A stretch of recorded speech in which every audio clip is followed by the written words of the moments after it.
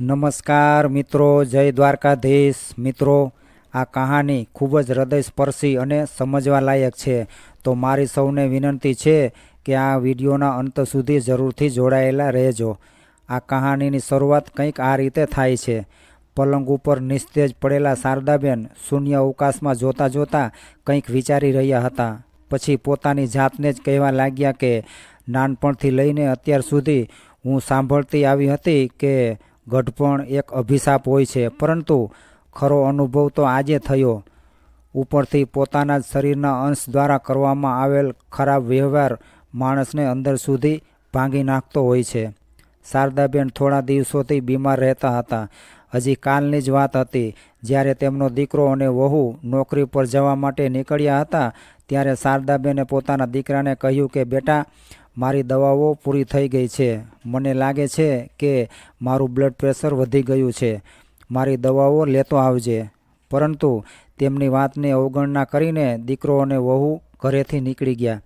તેમના ગયા પછી જેવા શારદાબેન પોતાનો નાસ્તો બનાવવા માટે રસોડામાં ગયા તો તેમને ચક્કર આવવા લાગ્યા. તેમનું માથું ફરવા લાગ્યું અને ત્યાં જ જમીન પર બેસી ગયા.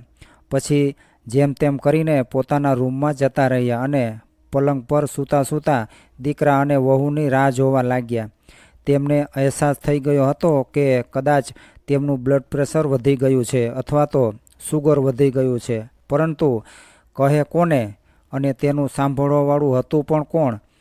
ત્યારે એમને એમના પતિની યાદ આવી રહી હતી કે કઈ રીતે પોતે થોડાક પણ બીમાર પડતા તો તેમના પતિ તરત જ તેમને હોસ્પિટલ લઈ જતા અને ઝડપથી દવાઓ લાવી આપતા હતા.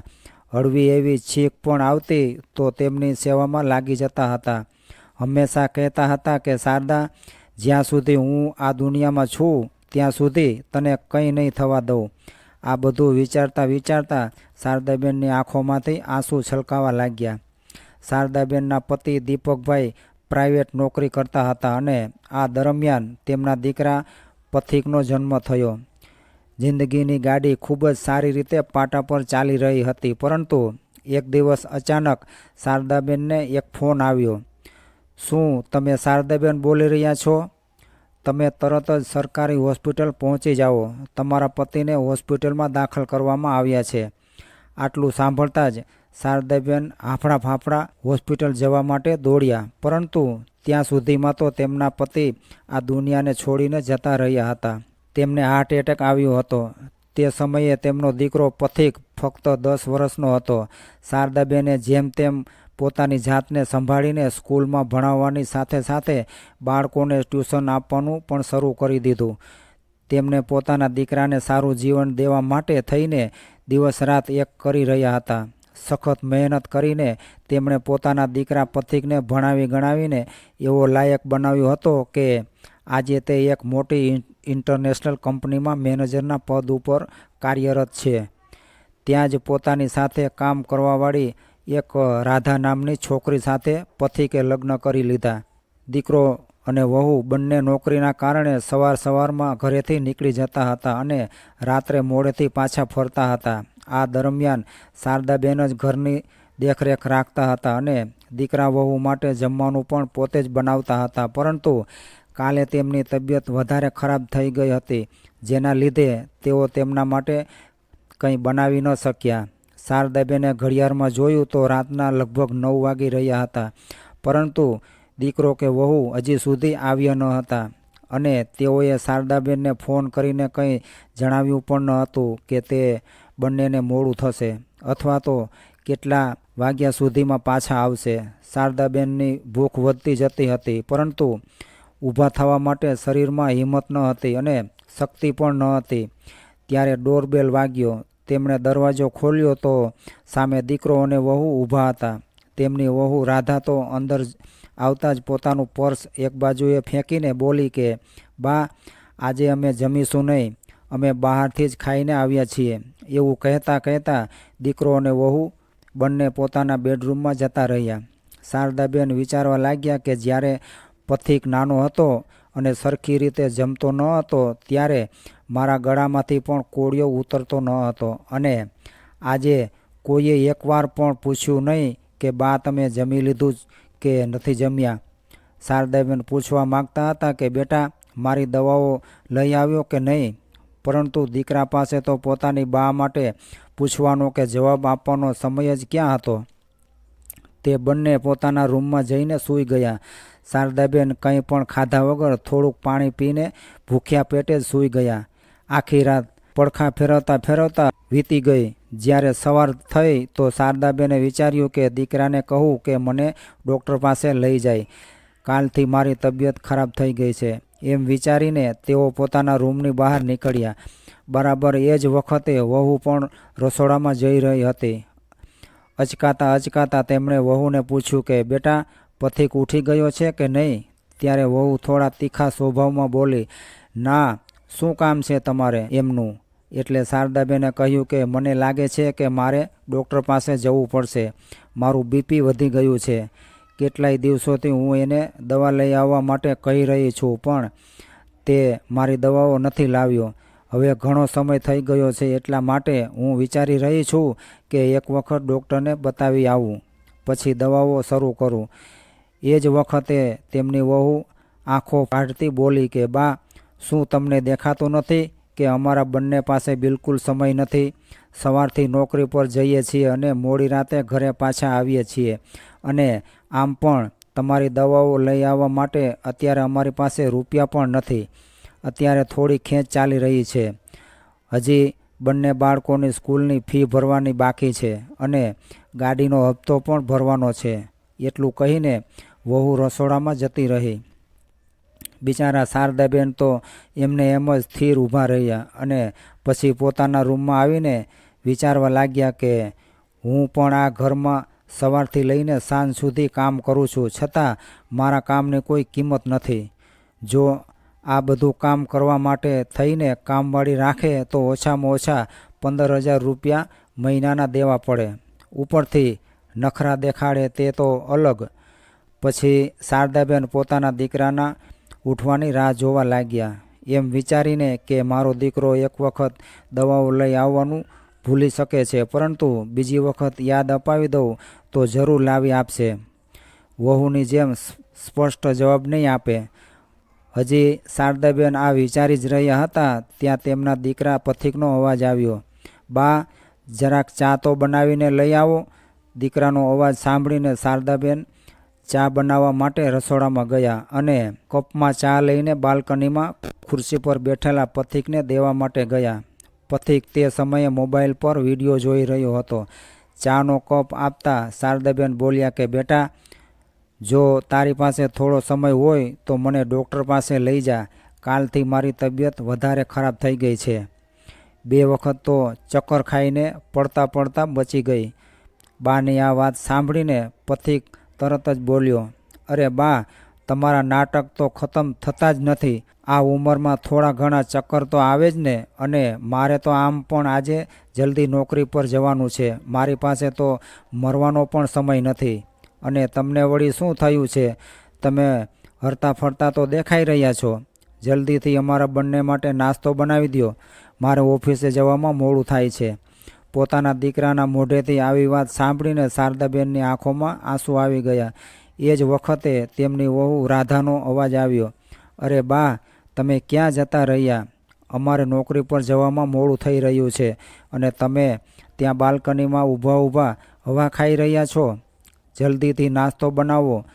વહુનો તીક્ષ્ણ અવાજ સાંભળીને શારદાબેન ચૂપચાપ રસોડામાં જઈને નાસ્તો બનાવવા લાગ્યા. હજી એક પરોઠું જ બનાવ્યું હતું ત્યાં તેમના કાનમાં અવાજ આવ્યો, અરે પથિક, તમને તો ખબર છે મારી બહેનના લગ્ન નજીક આવી રહ્યા છે. આપણે ઘણા બધા કપડાં ખરીદવાના છે અને કાલે જ્વેલરીના શોરૂમ પર જે હીરાનો હાર મેં જોયો હતો, મારે તે હાર પણ ખરીદવો છે. મારી બહેનના લગ્નમાં જવાનું છે, એટલે ડાયમંડનો ગળામાં હાર નહીં હોય તો મારું કેટલું ખરાબ લાગશે.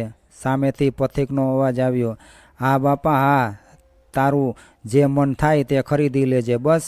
પછી રાધા બોલી, અરે એકવાર તો હું ભૂલી જ ગઈ. મારી બહેનના લગ્ન આ જ શહેરમાં છે, તો મારા પિયરવાળા થોડા દિવસો માટે આપણા ઘરે આવશે. હવે આ ઘરમાં આપણી પાસે બીજો એક્સ્ટ્રા રૂમ પણ નથી, તો તમે બાનો સામાન સ્ટોર રૂમમાં શિફ્ટ કરાવી દો.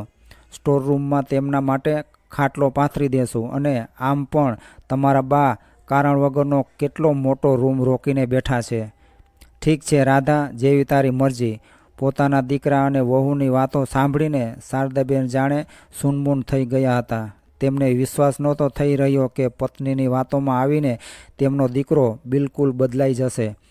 દુઃખી હૃદયે તેઓ ચૂપચાપ પોતાના રૂમમાં આવીને પલંગ પર સૂઈ ગયા. તેમના હાથ પગ ધ્રુજી રહ્યા હતા. થોડી જ વારમાં તેમનો દીકરો અને વહુ ઓફિસ જવા માટે તૈયાર થઈ ગયા. ત્યારે ડાઇનિંગ ટેબલ પર બેસતા રાધાનો અવાજ આવ્યો. બા, નાસ્તો તૈયાર થઈ ગયો? અમારે ઓફિસ જવામાં મોડું થઈ રહ્યું છે. પરંતુ શારદાબેને કોઈ જવાબ આપ્યો નહીં. કોઈ જવાબ ન મળતા તેમની વહુ રાધા રસોડામાં ગઈ તો ત્યાં શારદાબેન હતા નહીં અને નાસ્તો પણ તૈયાર ન હતો. રાધા રસોડામાંથી બહાર આવી તો પથિક પણ ડાઇનિંગ ટેબલ પર બેસીને નાસ્તાની રાહ જોઈ રહ્યો હતો. રાધા જોરથી રાડ પાડીને બોલી, કોની રાહ જોઈ રહ્યા છો? એટલે પથિકે કહ્યું કે શું કોની રાહ જોઈ રહ્યા છો? નાસ્તાની રાહ જોઈ રહ્યો છું. બીજા કોની? પણ તમારી બાએ નાસ્તો તો બનાવ્યો હોય તો તમે ખાઓ ને. તમારી બાએ નાસ્તો જ નથી બનાવ્યો તો તમે શું ખાશો? હે ભગવાન, હવે તો હદ થઈ ગઈ છે. નોકરી કરીને પૈસા પણ મારે જ કમાવાના અને ઘરનું કામ પણ બધું મારે જ કરવાનું. તો પછી તમારી બાને અહીં રહેવાનો ફાયદો શું? એમને તો કોઈક વૃદ્ધાશ્રમમાં મૂકી આવો. રોજ રોજ બીમારીનું બહાનું બતાવીને બેઠા રહે છે. ઘરની સાફ સફાઈ માટે કામવાળી બાઈ તો આવે છે. હવે એમનાથી શું 2 વખતનું જમવાનું અને વાસણનું કામ પણ નથી થઈ શકતું? જ્યારે જુઓ ત્યારે પલંગ પર પડ્યા રહે છે. આટલું સાંભળવાની જ વાત હતી. ત્યાં પથિક ગુસ્સામાંથી બોલ્યો. સીધો જ શારદાબેનના રૂમમાં ગયો અને ખીજાઈને બોલ્યો કે આ શું છે બા? તમે હજી સુધી નાસ્તો કેમ બનાવ્યો નથી? અને જો નાસ્તો નહોતો બનાવવો તો પહેલાં કહી દેવું હતું ને કે હું નાસ્તો નહીં બનાવું. તમારે તો બસ બહાનું જોઈએ છે પલંગ પર પડ્યા રહેવાનું. દીકરાની આવી વાત સાંભળીને શારદાબેન આંખોમાં આંસુ સાથે બોલ્યા કે બેટા, ઘણા દિવસોથી મારી તબિયત થોડી ખરાબ છે. હવે તો મારી એવી હાલત થઈ ગઈ છે કે હવે મારાથી ઊભા રહેવાની પણ શક્તિ નથી. કેટલી વખત તને મેં કહ્યું છે કે મને ડૉક્ટર પાસે લઈ જા, પણ તારાથી એટલું પણ નથી થઈ શકતું. શારદાબેનની આટલી વાત સાંભળતા જ પથિકે પાસે રાખેલા ટેબલ પર જોરથી લાત મારીને પોતાનો ગુસ્સો ઠાલવી દીધો અને રૂમની બહાર નીકળી ગયો. રાધા, તું ઠીક કહી રહી હતી. હવે બાની કોઈ બીજી જ વ્યવસ્થા કરવી પડશે. દીકરાનું આવું રૂપ જોઈને શારદાબેન દંગ રહી ગયા અને વિચારવા લાગ્યા કે જ્યાં સુધી હું નોકરાણીની જેમ તેમની સેવા કરતી હતી ત્યાં સુધી બધું ઠીક હતું. આજે મારી તબિયત ખરાબ થઈ ગઈ તો હવે એ લોકો મને બોજ સમજીને મારી બીજી કોઈ વ્યવસ્થા કરવાનું વિચારી રહ્યા છે. આટલું વિચારતા વિચારતા જ શારદાબેન રોઈ પડ્યા. કાલ સુધી જે આ ઘરની માલકીન કહેવાતી હતી, આજે એના માટે આ ઘરમાં કોઈ જગ્યા નથી. તેઓ પોતાના પતિના ફોટાની સામે જોઈને ચોધાર આંસુએ રડવા લાગ્યા. ત્યાં ડોરબેલ વાગ્યો. બીમારીથી બેહાલ શારદાબેન પોતાની અસ્તવ્યસ્ત હાલતને બરાબર કરી અને પોતાના આંસુ લૂછીને ઊભા થયા અને ધીમે ધીમે દરવાજા સુધી પહોંચ્યા. જેવો દરવાજો ખોલ્યો તો શારદાબેનના ચહેરા પર એક હળવી મુસ્કાન આવી ગઈ. તેમની બહેનપણી રસીલાબેન તેમની સામે ઊભા હતા. રસીલાબેન તેમની સાથે જ સ્કૂલમાં અધ્યાપનનું કામ કરતા હતા. રસીલાબેનના પતિનું અવસાન ઘણા સમય પહેલાં થઈ ગયું હતું. તેમને કોઈ સંતાન હતું નહીં, એટલા માટે તેમણે પોતાનું અધ્યાપનનું કામ ચાલુ જ રાખ્યું. બીજી બાજુ શારદાબેનના દીકરાને નોકરી લાગતા જ પોતાની નોકરીમાંથી રાજીનામું આપી દીધું હતું. શારદાબેન પોતાની બહેનપણી રસીલાબેનને અચાનક જોઈને હેરાન રહી ગયા અને કહેવા લાગ્યા કે અરે રસીલા, તું અચાનક અહીં કઈ રીતે? એટલે રસીલાબેને હસીને કહ્યું કે અરે ઘરની અંદર આવવા દઈશ કે પછી બધું અહીં જ દરવાજા પર જ પૂછી લઈશ. ત્યારે શારદાબેન પોતાની બહેનપણીને અંદર લઈ આવ્યા અને તેમની સાથે સોફા પર બેસી ગયા. પોતાની બહેનપણી શારદાને આજે આવી સ્થિતિમાં જોઈને રસીલાબેન હેરાન રહી ગયા.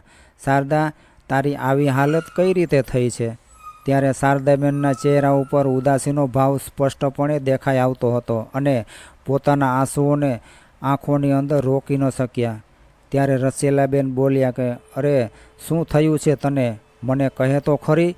ઘણા દિવસો પછી કોઈ પાસેથી આટલું પોતાનાપણું મેળવીને શારદાબેને પોતાની બધી જ મનોવ્યથા તેમની સામે જાહેર કરી દીધી કે કઈ રીતે આજે પોતાના દીકરા અને વહુ માટે તેઓ ભારરૂપ બની ગયા હતા. રસીલાબેનને વિશ્વાસ નહોતો થઈ રહ્યો કે પોતાના દીકરા માટે શારદાબેને પોતાની આખી જિંદગી કુરબાન કરી નાખી હતી. તે જ દીકરો આજે તેમને આવા દિવસો દેખાડી રહ્યો હતો. જેવા શારદાબેન પોતાની બહેનપણીને સોફા પર બેસાડીને રસોડામાં પાણી લેવા માટે ઊભા થઈને ચાલતા થયા, એ જ વખતે તેમને ચક્કર આવ્યા અને બેભાન થઈને ત્યાં જ પડી ગયા. રસીલાબેન જલ્દીથી ઊભા થઈને તેમને સંભાળવા લાગ્યા અને જેમ તેમ કરીને તેમને પલંગ પર સુવડાવ્યા, પરંતુ શારદાબેન હજી સુધી બેભાન અવસ્થામાં જ હતા. રસીલાબેને હોસ્પિટલમાં ફોન કરીને એમ્બ્યુલન્સ બોલાવી અને શારદાબેનને લઈને હોસ્પિટલ ગયા. ડૉક્ટરે તરત જ તેમનું ચેકઅપ કર્યું, જેનાથી ખબર પડી કે શારદાબેનનું બ્લડ પ્રેશર વધી ગયું હતું, જેના કારણે તેઓ બેભાન થઈ ગયા હતા. શારદાબેનને 2 દિવસ માટે હોસ્પિટલમાં રાખવામાં આવ્યા. આ દરમિયાન તેમની બહેનપણીએ પથિકને ફોન કરીને શારદાબેનને હોસ્પિટલમાં દાખલ કર્યા હોવાની જાણકારી આપી. હવે શારદાબેનની હાલતમાં થોડો સુધાર થઈ રહ્યો હતો, તેથી તેમને હોસ્પિટલમાંથી છૂટી આપી દેવામાં આવી હતી. ડૉક્ટરે એમને સખત ચેતવણી આપી હતી કે જો તેમણે સમયસર દવાઓ નથી લીધી તો કંઈ પણ થઈ શકે છે. પરંતુ રસીલાબેને આ જોઈને હેરાન હતા કે શારદાબેન 2 દિવસ માટે હોસ્પિટલમાં હતા, પરંતુ તેમનો દીકરો અને વહુ તેમના હાલચાલ પૂછવા એકવાર પણ આવ્યા ન હતા. તેમણે એ જાણવાની કોશિશ પણ નહોતી કરી કે તેઓ જીવતા છે કે મરી ગયા છે. રસીલાબેન સારી રીતે સમજી ગયા હતા કે શારદાબેનનો દીકરો અને વહુ માટે તેઓ ફક્ત એક નોકરાણી જ હતા, તેનાથી વિશેષ કંઈ નહીં. પછી કંઈક વિચારીને રસીલાબેન બોલ્યા કે શારદા, શું તું મારી સાથે રહેવાનું પસંદ કરીશ? જો શારદા, હું પણ એકલી જ છું અને તું પણ એકલતાનો શિકાર થઈ રહી છે. જો તારી ઈચ્છા હોય તો આપણે બંને એકસાથે મારા ઘરે રહીએ. રસીલાબેનની વાત સાંભળીને શારદાબેન કંઈક વિચારમાં પડી ગયા. પછી રસીલાબેન બોલ્યા કે તારા દીકરા અને વહુનું વર્તન જોઈને હું એટલું તો સમજી ગઈ છું કે તે લોકો તને શાંતિથી જીવવા નહીં દે. તો પછી તું શું કામ તારા વિશે વિચારતી નથી? રસીલાબેન પોતાની બહેનપણીને વારંવાર મનાવવાથી તેમની સાથે રહેવાની હા પાડી. હવે બંને બહેનપણીઓ એકસાથે રહેવા લાગી હતી. રસીલાબેને શારદાબેનના ખાવા પીવાથી લઈને તેમની દવાઓ સુધીનું બધું ધ્યાન રાખ્યું. તે બંને સવાર સાંજ પાર્કમાં જઈને યોગા કરતા હતા, જેના કારણે ધીમે ધીમે શારદાબેનની હાલતમાં સુધાર થવા લાગ્યો. રસીલાબેન ઘરે જ રહીને ગણિત અને અંગ્રેજી વિષયના ટ્યુશન આપતા હતા અને શારદાબેન વિજ્ઞાન વિષયના ખૂબ જ સારા શિક્ષક હતા. એટલા માટે શારદાબેને પણ પોતાની બહેનપણી સાથે કામ કરીને પોતાની જિંદગીની નવી શરૂઆત કરી. ધીરે ધીરે તેમના કોચિંગ ક્લાસમાં વિદ્યાર્થીઓની સંખ્યા વધવા લાગી. પછી સ્થિતિ એવી થઈ કે તેમના ભણાવેલા બાળકો ખૂબ જ સારા માર્ક્સ લાવીને સ્કૂલમાં ટોપ કરવા લાગ્યા. ત્યાર પછી તો ઘણા સારા ઘરોના મા બાપ આવીને પોતાના બાળકોને ભણાવવા માટે વિનંતી કરવા લાગ્યા. રસીલાબેનના ઘરમાં એટલી જગ્યા નહોતી કે ઘણા બધા બાળકોને એકસાથે ભણાવી શકાય. એટલા માટે તેઓએ એક મોટો હોલ ભાડે રાખ્યો, જ્યાં તે બંને બેન્ચમાં ક્લાસીસ લેવા લાગ્યા, જેનાથી તેઓ દર મહિને સારા એવા રૂપિયા પણ કમાઈ રહ્યા હતા. ગરીબ અને અનાથ બાળકોને નિઃશુલ્ક શિક્ષા આપતા હતા. શારદાબેનને અંદરથી એક હિંમત અને આત્મવિશ્વાસ આવી ગયો હતો. પોતાની જિંદગીની બીજી પાળી શરૂ કરવાની સાથે તેમની અંદર નવી શક્તિ અને નવી ઉર્જાનો સંચાર થઈ રહ્યો હતો. એ જ વખતે કોરોનાએ દેશમાં પગ મૂક્યો અને સરકાર તરફથી અનિશ્ચિત સમય માટે લોકડાઉન લગાવી દેવામાં આવ્યું અને ટ્યુશન ક્લાસીસનું કામ સંપૂર્ણપણે ઠપ થઈ ગયું. પરંતુ શારદાબેને ફરીવાર પોતાની કારકિર્દીની શરૂઆત કરી. તેઓ હવે આટલી સરળતાથી હાર માનવા વાળા નહોતા. તેમણે પોતાની બહેનપણીને ઓનલાઈન ક્લાસીસ લેવાનો આઈડિયા આપ્યો. ત્યારે રસીલાબેને પણ આ આઈડિયા ખૂબ જ પસંદ આવ્યો, કેમ કે ઓનલાઈન ક્લાસીસમાં ક્યાંય બહાર જવાની જરૂર પડતી જ ન હતી. એટલા માટે ઘરે બેઠા બેઠા જ તેમણે બાળકોને ઓનલાઈન ભણાવવાનું શરૂ કર્યું. ઓનલાઈન ક્લાસીસ લેવાના કારણે તેમના ટ્યુશનનું કામ ઘણું બધું વધારે વિસ્તૃત થઈ ગયું, કેમ કે હવે તો વિદેશમાં રહેવાવાળા બાળકો પણ તેમના ક્લાસીસ એડેપ્ટ કરવા લાગ્યા હતા. ઓનલાઈન ક્લાસીસમાં તેઓ જે કંઈ પણ ભણાવતા હતા તેનો વિડીયો બનાવીને ઇન્ટરનેટ ઉપર પણ પોસ્ટ કરવાનું શરૂ કરી દીધું હતું. હવે તેમને એટલી બધી આવક થઈ રહી હતી જેની તે બંનેએ ક્યારેય કલ્પના પણ ન કરી હતી.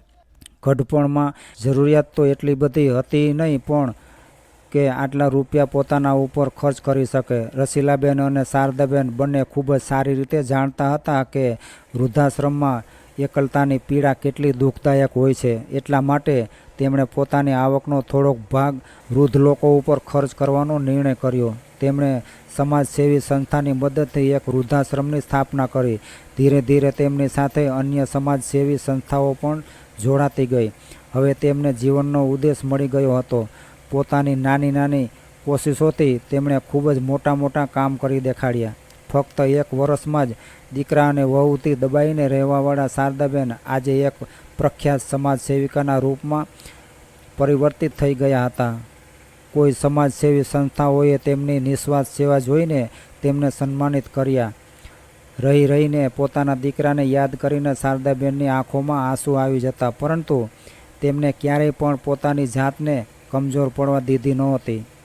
એક દિવસ તેમની પાસે એક સરકારી પત્ર આવ્યો જેમાં લખ્યું હતું કે રસીલાબેન અને શારદાબેનને સમાજમાં તેમના યોગદાનને જોતા સરકાર દ્વારા મોટા પુરસ્કારથી સન્માનિત કરવામાં આવશે.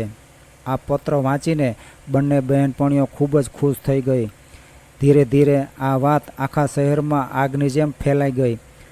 અહીં કોરોના કાળ દરમિયાન ઘણા લોકોની નોકરીઓ જતી રહી હતી, જેમાં શારદાબેનનો દીકરો અને વહુ પણ હતા. હવે ઘર ખર્ચ માટે પણ તેમની પાસે રૂપિયા બચ્યા ન હતા.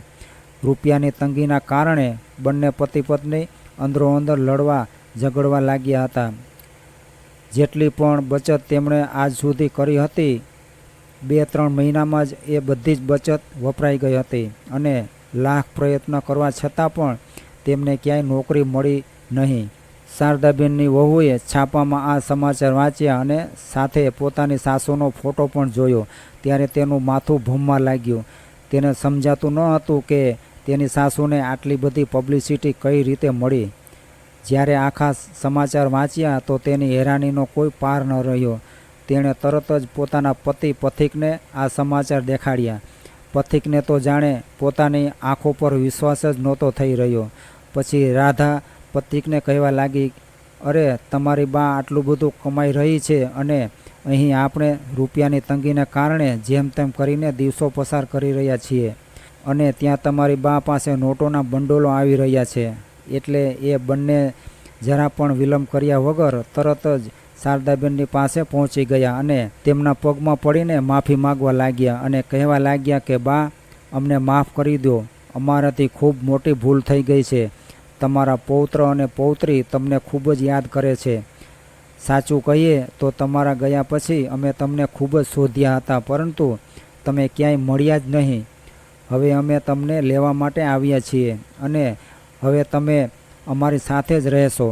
દીકરા અને વહુને આ રીતે પોતાના પગમાં પડીને આજીજી કરતા જોઈને શારદાબેને પોતાના પગ પાછળ હટાવી લીધા. એટલે તેમનો દીકરો પથિક બોલ્યો કે બા, તમે આટલા લોકોને મદદ કરી રહ્યા છો જેની સાથે તમારે લોહીનો સંબંધ પણ નથી, તો પછી અમે તો તમારા સગા દીકરા અને વહુ છીએ. હું તમારું પોતાનું લોહી છું. તમે આ રીતે અમને ધૂતકારી ન શકો. એટલે શારદાબેન બોલ્યા, બેટા, મારાથી તારું લોહીનો સંબંધ તો તે દિવસે જ પૂરો થઈ ગયો હતો જે દિવસે તું મને વૃદ્ધાશ્રમમાં મૂકવા વિશેની વિચારી રહ્યો હતો. ત્યારે આ વાત તારા મનમાં કેમ ન આવી? અને મારી બહેનપણી જેનાથી મારો લોહીનો કોઈ સંબંધ હતો જ નહીં, છતાં તેના કારણે આજે હું આટલી ઓળખાણ બનાવી શકી છું અને સમાજમાં ગર્વથી માથું ઊંચું રાખીને ઊભી છું. જો તેણે મારી મદદ ના કરી હોત તો હું આજે કોઈક વૃદ્ધાશ્રમમાં એક ખૂણામાં પડી હોત, અથવા તો અત્યાર સુધી જીવતી પણ ન રહી હોત. મારી બહેનપણીથી મારો લોહીનો તો કોઈ સંબંધ નથી, પરંતુ હૃદયનો સંબંધ એટલો બધો મોટો છે કે આ સંબંધની પાસે લોહીનો સંબંધ કંઈ વિસાતમાં નથી. આ સંબંધ લોહીના સંબંધને પણ પાછા પાડી શકે એવો છે. આ સાંભળી પથિકે કહ્યું, પરંતુ બા, તમે જ વિચારો, હવે અમારા બંનેની નોકરી જતી રહી છે, ઘરનો આટલો ખર્ચો છે જેને ચલાવવા માટે અમારી પાસે હવે રૂપિયા બચ્યા નથી. બંને બાળકોની સ્કૂલની ફી પણ ભરવાની છે, ખાવા પીવાનો પણ ખર્ચો થાય છે. કમસે કમ તમે અમારી થોડીક મદદ તો કરી શકો કે નહીં? જો તમે અમને પૈસા નહીં આપો તો બીજું કોણ આપશે? પોતાના જ છોકરાઓ સાથે કોઈ આવો વ્યવહાર કરે ખરા? તમારા છોકરાઓ હેરાન પરેશાન થઈને દર ભટકી રહ્યા છે અને તમે એમને પૈસા દેવાને બદલે વૃદ્ધાશ્રમમાં દાન આપી રહ્યા છો. થોડીક તો દયા કરો પોતાના પૌત્ર અને પૌત્રી ઉપર.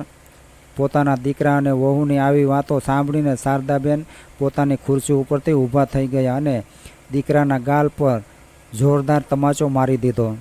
તમાચાના અવાજથી આખો હોલ ગુંજી ઉઠ્યો. પછી શારદાબેન બોલ્યા કે આજે તને યાદ આવ્યું કે તારી એક માં પણ છે. ત્યારે તું ક્યાં ગયો હતો જ્યારે હું જિંદગી અને મોતની વચ્ચે ઝૂરી રહી હતી? એ વખતે તે મને મરવા માટે મજબૂર અને લાચાર કરી દીધી હતી. પોતાની પત્નીને ડાયમંડનો હાર લઈ આપવા માટે તારી પાસે પૈસા હતા, મોંઘા કપડાં ખરીદવા માટે તારી પાસે રૂપિયા હતા, પરંતુ પોતાની આ વૃદ્ધ માને દવાઓ લાવી આપવા માટે તારી પાસે રૂપિયા ન હતા. અને આજે તું મને મારી ફરજ યાદ અપાવી રહ્યો છે. જે સમયે તારી આ જનેતા લાચાર હતી તે સમયે તમે બંને વૃદ્ધાશ્રમ મોકલવાની તૈયારી કરી રહ્યા હતા. અરે, એક માનું જેટલું અપમાન તમે લોકોએ કર્યું છે એટલું તો કદાચ આજ સુધી કોઈએ પણ નથી કર્યું. કેટલા અરમાનોથી મેં તને એકલા હાથે ઉછેરીને મોટો કર્યો હતો. તારા માટે મેં આખી જિંદગી કુરબાન કરી દીધી હતી, પણ તે શું કર્યું મારી સાથે? તે તો મને મરવા માટે છોડી દીધી. અને આજે જ્યારે ભગવાને તને તારા કર્મોની સજા આપી છે, આજે જ્યારે તારી પાસે રૂપિયા નથી રહ્યા, તો આવી ગયો મારી પાસે ભીખ માગવા માટે.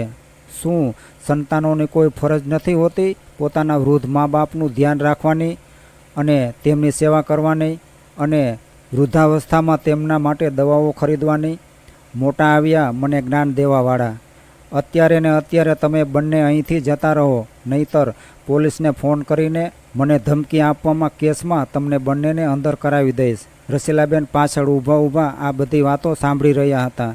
શારદાબેનની પાસે આવીને તેમના ખંભા પર હાથ રાખતા કહેવા લાગ્યા કે શારદા, ખરેખર આજે તે જે નિર્ણય લીધો છે એ નિર્ણય માટે મને તારા ઉપર ગર્વ છે.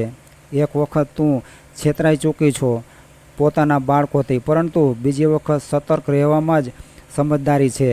દીકરો અને વહુ બંને ચૂપચાપ ઉતરેલા હાંડલા જેવું મોઢું કરીને ત્યાંથી ભાગી ગયા.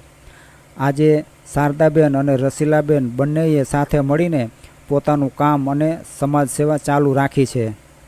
તો મિત્રો, આ આપણા બધાનું જીવન આપણા મા બાપની જ દેન છે. ઈશ્વર દ્વારા આપવામાં આવેલ અણમોલ ઉપહારથી એક આપણા માતા પિતા પણ હોય છે. ફક્ત એક માતા પિતા જ કોઈ પૂર્વ શરત વગર આપણી દેખભાળ કરે છે અને પોતે હજારો કષ્ટ સહન કરીને પણ આપણને પગભર થવાને લાયક બનાવે છે. તો આપણું પણ કર્તવ્ય બને છે કે આપણે આપણા મા બાપનું સન્માન કરીએ અને તેમનું ધ્યાન રાખીએ. ભગવાન બધે નહોતા પહોંચી વળતા એટલે તેમણે માનું નિર્માણ કર્યું. ભગવાનનું બીજું સ્વરૂપ જો કોઈ હોય તો એ છે મા. મા એ મમતાની ઊંડી ખાણ છે. જે ઘરમાં માને ભગવાનની જેમ પૂજવામાં આવે છે એ ઘર કોઈ સ્વર્ગથી ઓછું નથી. તો મિત્રો, આજની આ હૃદયદ્રાવક કહાની તમને કેવી લાગી એ કોમેન્ટ કરી જરૂરથી જણાવજો. અને પસંદ આવી હોય તો વિડીયોને લાઇક, શેર અને ચેનલને સબસ્ક્રાઈબ કરી તમારા ભાઈને સપોર્ટ આપો. જય દ્વારકાધીશ.